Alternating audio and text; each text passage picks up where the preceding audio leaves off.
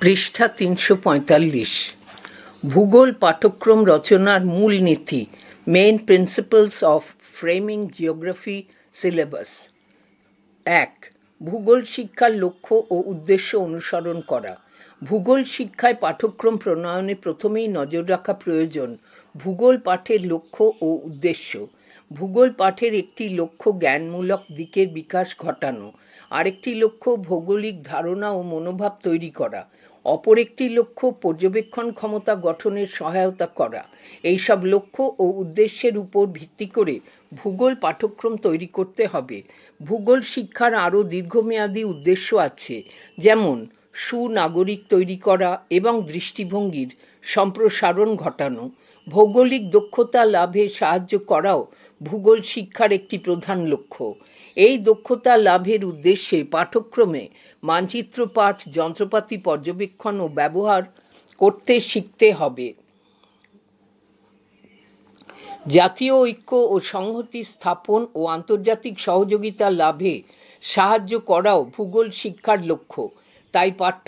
তাই পাঠ্যক্রম এমন হবে যাতে জাতীয় সম্প্রীতির মনোভাব ও আন্তর্জাতিকতা বোধ গড়ে ওঠে। ২. পাঠ্যক্রম শিশুকেন্দ্রিক হতে হবে। ভূগোল পাঠ্যক্রম অবশ্যই শিক্ষার্থীর বর্তমান চাহিদা, প্রয়োজন ও পরিস্থিতি অনুযায়ী রচনা করতে হবে। শিশুকে অভিজ্ঞতা লাভ করতে দিতে হবে। শিক্ষার্থীকে যদি সহযোগিতার মনোভাবাপন্ন, উদ্যোগী ও সামাজিক দায়িত্বশীল হিসেবে গড়ে তুলতে চাই, তবে তাদের সেই বিষয়ের কার্যক্রমের সঙ্গে যুক্ত করতে হবে। ৩. পাঠ্যক্রম সমাজকেন্দ্রিক হতে হবে। শিক্ষার্থীদের শিক্ষা দেওয়ার সময় মনে রাখতে হবে তারা একক জীবনযাপন করবে না, সমষ্টিগত জীবনযাপন করবে। তাই শিক্ষার্থীর ব্যক্তিগত চাহিদা ও ইচ্ছার সঙ্গে পারিপার্শ্বিক মানুষদের চাহিদা ও ইচ্ছার সামঞ্জস্য থাকতে হবে। তাই সমাজের মাধ্যমে শিক্ষা দিতে হবে। কাজেই সামাজিক চাহিদার দিক থেকে খেয়াল রেখে পাঠ্যক্রম রচনা করতে হবে। সমাজ গতিশীল ও পরিবর্তনশীল, কাজেই গতিশীল সমাজের চাহিদার কথা মনে রেখেই পাঠ্যক্রম গঠন করতে হবে। ৪. প্রয়োজনীয় ভৌগোলিক জ্ঞান। পাঠ্যক্রম গঠনের সময় দৃষ্টি রাখতে হবে যেন ভূগোলের মূল নীতিগুলি সম্পর্কে শিক্ষার্থীরা অবহিত হয়। বর্তমান যুগে জ্ঞানের পরিধি দ্রুত বৃদ্ধি পাচ্ছে। ভূগোল এমন একটি বিষয় যার পরিধি ক্রমবর্ধমান। নানা বিষয়ের পরীক্ষালব্ধ ফল প্রতিদিন ভূগোলের বিষয়টির অন্তর্ভুক্ত হচ্ছে। কাজেই খেয়াল রাখা দরকার প্রয়োজনীয়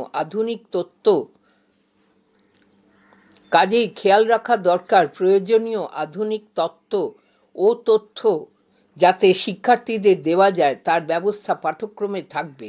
৫. শিক্ষার্থীদের সামাজিক বিকাশের স্তর অনুসরণ।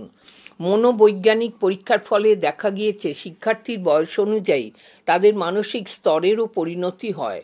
শিক্ষার্থীর জীবন বিকাশের বিভিন্ন স্তরের মধ্যে মাধ্যমিক শিক্ষা স্তরের দুটি স্তর পড়ে: এ কৈশোর ও বি বয়স সন্ধিক্ষণ। এই জীবন বিকাশের বিভিন্ন স্তরে কখনো দেখা যায় স্মৃতিশক্তি কাজ করছে বেশি, কখনো কল্পনা শক্তি। তাই ভূগোল পাঠ্যক্রম তৈরি করতে হয় বয়স, মানসিক পরিণমন ও মানসিক শক্তির বিকাশের উপর নির্ভর করে। সুইস মনোবিজ্ঞানী এমিলি মাইমি MAIMY মানসিক পরিণমনের কথা চিন্তা করে বলেছেন যে ক. ৬ থেকে ১১ বছর বয়সে সামগ্রিক ভৌগোলিক ধারণা দিতে হবে। খ. ১০ থেকে ১১ বছর থেকে ১৪ থেকে ১৫ বছর বয়সে সুসংগঠিত ভৌগোলিক ধারণা দিতে হবে। গ. শেষে বৈজ্ঞানিক দৃষ্টিকোণ থেকে শিক্ষার্থীকে ভৌগোলিক পর্যালোচনা করতে হবে। ৬. কাঠিন্য অনুযায়ী বিষয়বস্তুকে সাজিয়ে শিক্ষাদান।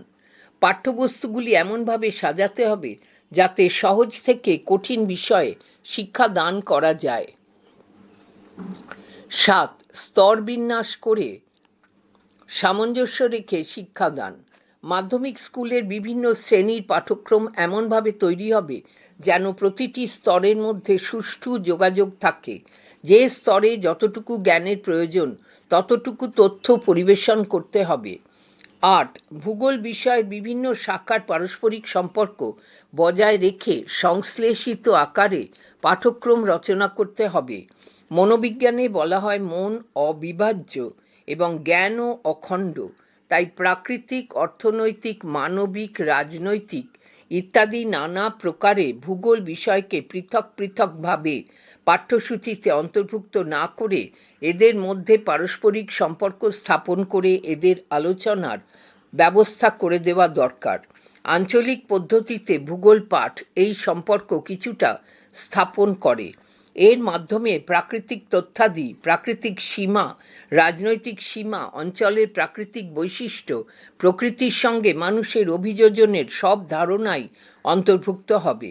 9. অন্যান্য বিষয়ের সঙ্গে অনুবন্ধ। ভূগোল পাঠের উৎকর্ষতা বৃদ্ধির জন্য ভূগোলের পাঠ্যক্রমের সঙ্গে অন্য বিষয়ের পাঠ্যক্রমের যাতে অনুবন্ধ রচিত হয় ও অপ্রয়োজনীয় পুনরাবৃত্তি যাতে হ্রাস পায় সেদিকে খেয়াল রাখতে হবে। পৃষ্ঠা 346।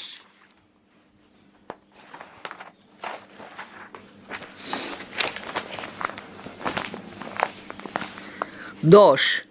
মূর্ত থেকে বিমূর্ত জ্ঞান দেওয়ার ব্যবস্থা রাখতে হবে। ভূগোলের জ্ঞান যদি অভিজ্ঞতা লব্ধ হয় তবে তা অনেক বেশি কার্যকরী হয়। এই জন্য ভূগোল পাঠ্যসূচিটি এমন হওয়া প্রয়োজন যার ফলে শিক্ষার্থীর জ্ঞান প্রথমে মূর্ত বিষয় হবে। তাই দরকার প্রথমে অতি কাছের পরিবেশ সংক্রান্ত আলোচনা, তারপর প্রতিবেশী স্থানের আলোচনা, তারপর নিজের দেশ, প্রতিবেশী দেশ ও শেষে পৃথিবীর অন্যান্য দেশের আলোচনা। একটি স্তরের সঙ্গে অপর স্তরটি সম্পর্কযুক্ত থাকবে।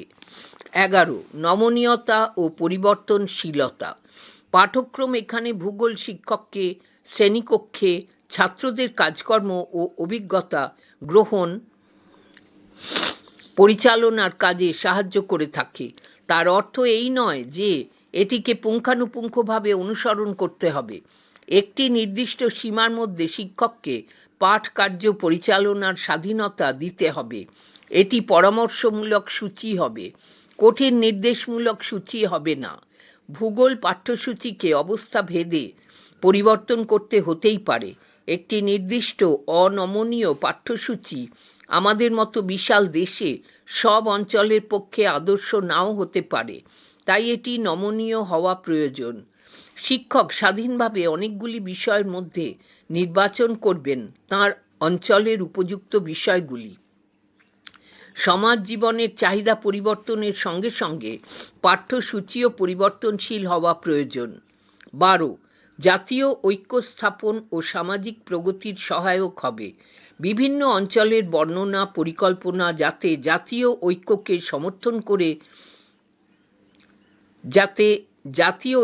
সমর্থন করে পাঠ্যক্রমে তার ব্যবস্থা করতে হবে। সবার প্রতি সহানুভূতি, অনুন্নত অঞ্চলের উন্নতির চেষ্টা ইত্যাদির মনোভাব যাতে শিক্ষার্থীদের মনে গড়ে ওঠে সেদিকেও খেয়াল রাখতে হবে। সুসংগঠিত পাঠ্যক্রমে শুধুমাত্র কিছু তথ্য সরবরাহের ব্যবস্থা থাকে না, শিক্ষার্থীদের মনোভাব বা দৃষ্টিভঙ্গি গড়ে তোলারও সংস্থান থাকে। বিভিন্ন সাংস্কৃতিক ও ধর্মীয় গোষ্ঠীর মধ্যে ভূগোল পাঠ্যক্রম সেতু বন্ধনের কাজ করে থাকে। শিক্ষার্থীরা নিজেদের ছাড়াও অন্যদের সাংস্কৃতিক সামাজিক জীবন সম্বন্ধে জানতে পারে। পৃথিবীর প্রাকৃতিক পরিবেশ কিভাবে সমাজকে, সাংস্কৃতিক জীবনকে প্রভাবিত করে তাও তারা বুঝতে পারে। ফলে তারা পরধর্ম সহিষ্ণু হয়ে ওঠে।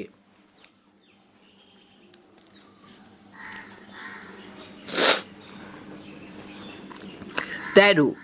ব্যবহারিক ভূগোলের আলোচনা। শিক্ষার্থীদের বিভিন্ন বিষয় দক্ষ করে তোলার জন্য ব্যবহারিক ভূগোলের কিছু অংশ পাঠ্যসূচিতে রাখতে হবে।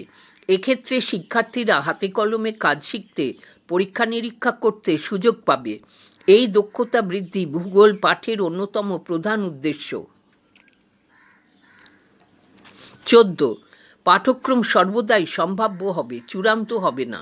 পাঠ্যক্রম রচনা একটি ধারাবাহিক চলমান পদ্ধতি। সমাজ জীবন গতিশীল, তাই সমাজের প্রয়োজনে শিক্ষার লক্ষ্য, প্রতিপাদ্য বিষয়ও পরিবর্তনশীল হবে।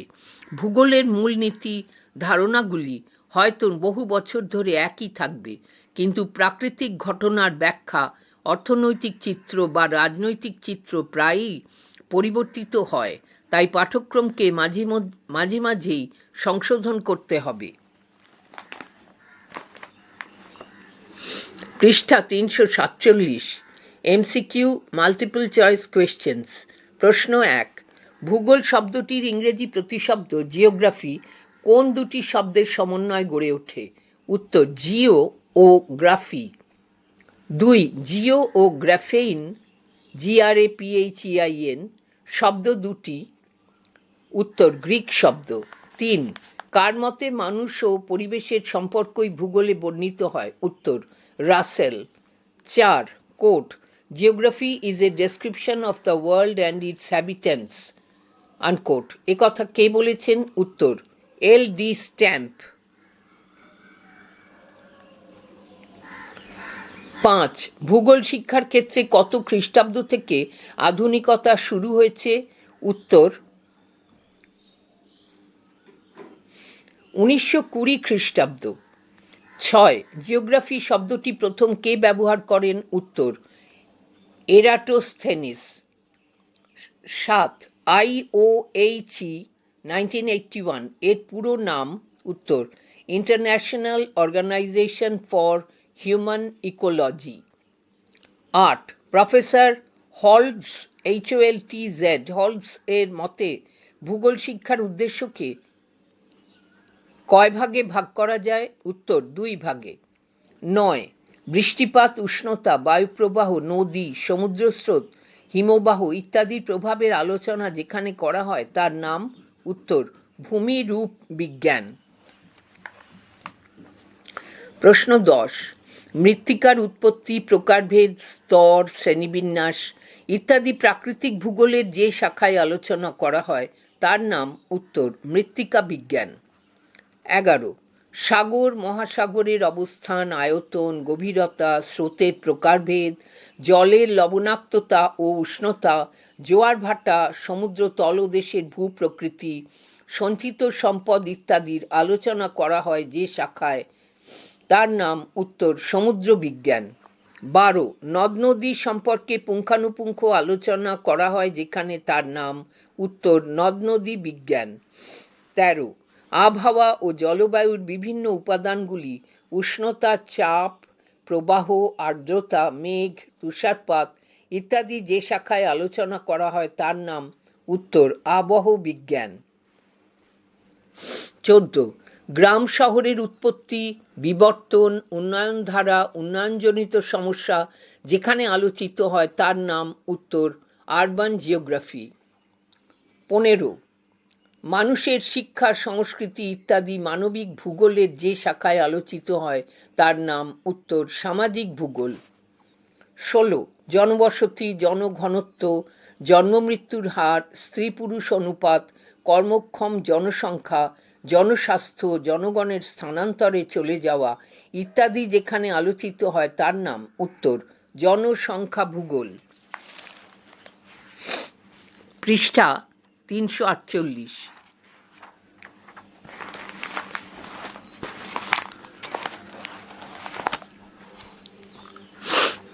প্রশ্ন 17, অনুবন্ধ নীতিটি কার শিক্ষা দর্শনের উপর ভিত্তি করে গড়ে উঠেছে? উত্তর, জন ফ্রেডেরিক হার্বার্ট। 18, ভূগোলের যে শাখায় পরিসংখ্যানগুলিকে নানা চিত্রের সাহায্যে উপস্থাপন করা হয় তাকে বলে? উত্তর, চিত্ররূপ বা কার্টোগ্রাম। 19, ভূগোলের ক্ষেত্রে ড্যাশ প্রধান দার্শনিক চিন্তাধারা গড়ে উঠেছে? উত্তর, ভূগোলের ক্ষেত্রে 4টি প্রধান দার্শনিক চিন্তাধারা গড়ে উঠেছে। 20, অভিজ্ঞতার মাধ্যমে ভূগোলের পরিধি, বিষয়বস্তু, উৎপত্তি পদ্ধতি, উদ্দেশ্য ইত্যাদি জানার কথা বলা হয়েছে? উত্তর, অভিজ্ঞতাবাদে। প্রশ্ন 21, অভিজ্ঞতার মাধ্যমে জানা ও প্রমাণ সাপেক্ষ বিষয়বস্তুর কথা বলা হয়েছে? উত্তর, প্রত্যক্ষবাদে। 22, ব্যক্তি মানুষের চিন্তার গুরুত্বের কথা বলা হয়েছে? উত্তর, মানবতাবাদে। 23, সামাজিক গঠনের প্রক্রিয়া দৈনিক বিষয়গুলিকে নিয়ন্ত্রিত ও প্রভাবিত করে? প্রভাবিত করে কোন দার্শনিক চিন্তাধারায়? উত্তর, গঠনবাদ। 24, প্রত্যক্ষবাদে ড্যাশ উপভাগের কথা বলা হয়েছে? উত্তর, প্রত্যক্ষবাদে 3টি উপভাগের কথা বলা হয়েছে। 25,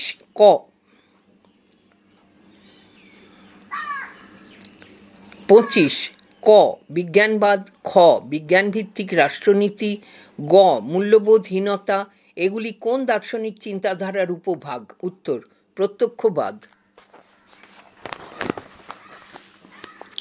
প্রশ্ন 26, ভৌগোলিক রচনায় প্রত্যক্ষবাদী দর্শনের প্রভাব লক্ষ্য করা যায়? উত্তর, 1960 থেকে 1970 খ্রিস্টাব্দে। 27, যে কোনো অঞ্চলকে আয়তনের উপর ভিত্তি করে ড্যাশ স্তরে ভাগ করা যায়? উত্তর, যে কোনো অঞ্চলকে আয়তনের উপর ভিত্তি করে 3টি স্তরে ভাগ করা যায়। 28, অঞ্চলের বা আয়তনের তারতম্য অনুযায়ী 3টি স্তর হল? উত্তর, বৃহৎ বা ম্যাক্রো MACRO, মাঝারি বা মেসো MESO, ক্ষুদ্র বা মাইক্রো MICRO। 29, ভূগোল শব্দটির উৎস? উত্তর, গ্রিক ভাষা। 30, জিও ও গ্রাফি কথার অর্থ? উত্তর, পৃথিবী ও বর্ণনা। 31, ভূগোল শব্দটির উৎপত্তি? উত্তর, 200 খ্রিস্টপূর্বাব্দে। 32, ভূগোল হলো মানুষের? উত্তর, বাস্তুতন্ত্র। 33, বিষয়বস্তুর ভিত্তিতে ভূগোলকে ভাগ করা যায়? উত্তর, প্রাকৃতিক ভূগোল ও মানবীয় ভূগোল। 34, বিষয়বস্তুর ভিত্তিতে মানব ভূগোলকে ভাগ করা যায়? উত্তর, সামাজিক, অর্থনৈতিক ও সাংস্কৃতিক।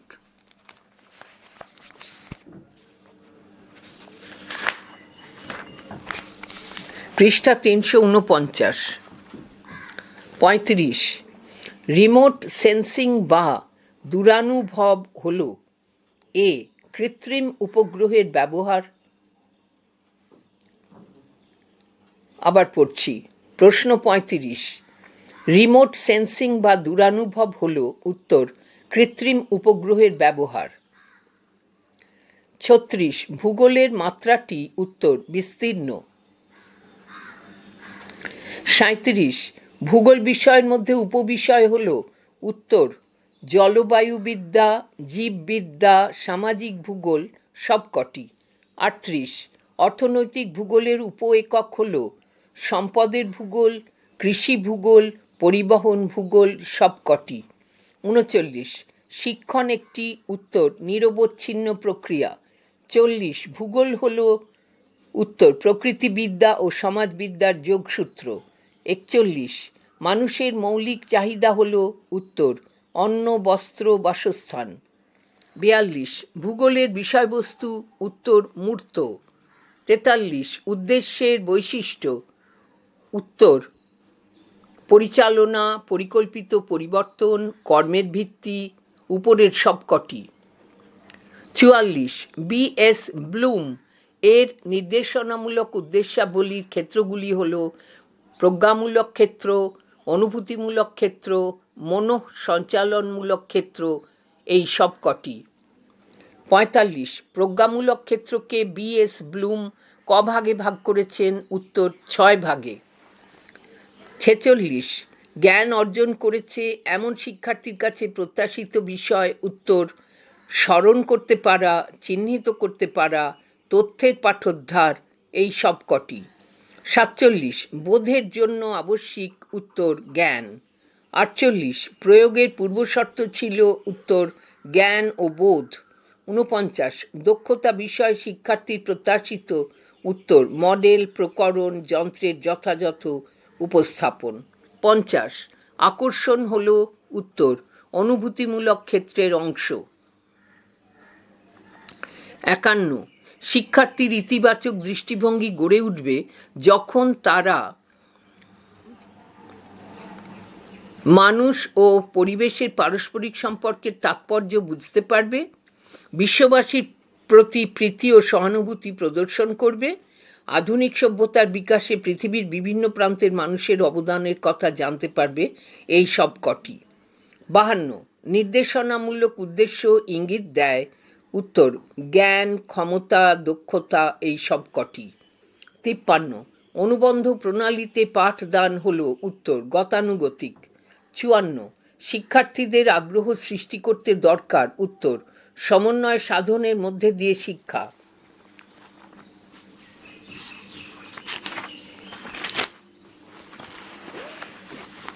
পৃষ্ঠা 350।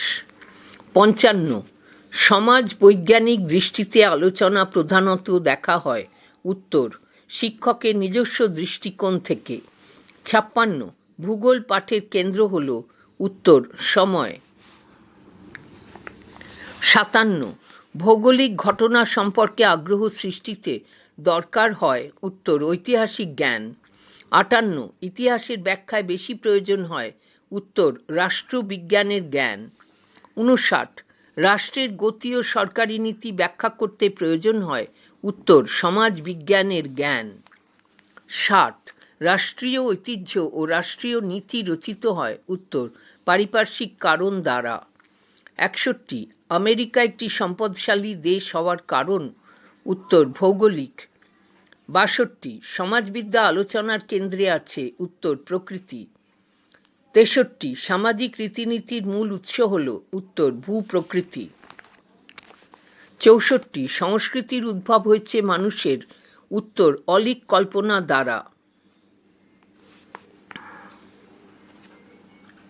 65 মানুষের জীবনযাত্রার প্রাথমিক শর্ত হল উত্তর সংস্কৃতি।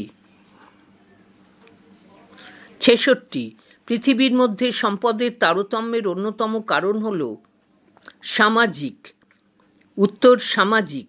67 আফ্রিকা অর্থনীতিতে দুর্বল হয়ে পড়ার কারণ উত্তর ঐতিহাসিক। 68 বৈশ্বিক অর্থনীতির প্রধান কারণ হল উত্তর সংস্কৃতিগত। 69 ভূপৃষ্ঠের উপরিভাগ চাদরের মতো ঘিরে রয়েছে উত্তর বায়ুমণ্ডল। 70 quote geometry is the language of geography unquote কথা কে বলেছেন উত্তর উইলিয়াম। 71 ভূগোলের প্রধান ধারণা হিসেবে কোট দেশ আনকোট স্পেস হয়ে ওঠে উত্তর দ্বিতীয় বিশ্ব মহাযুদ্ধের পর। 72 ভূগোলে কার্টোগ্রাম CARTOGRAM কার্টোগ্রাম অঙ্কনে সাহায্য লাগে উত্তর রাশি বিজ্ঞানকে।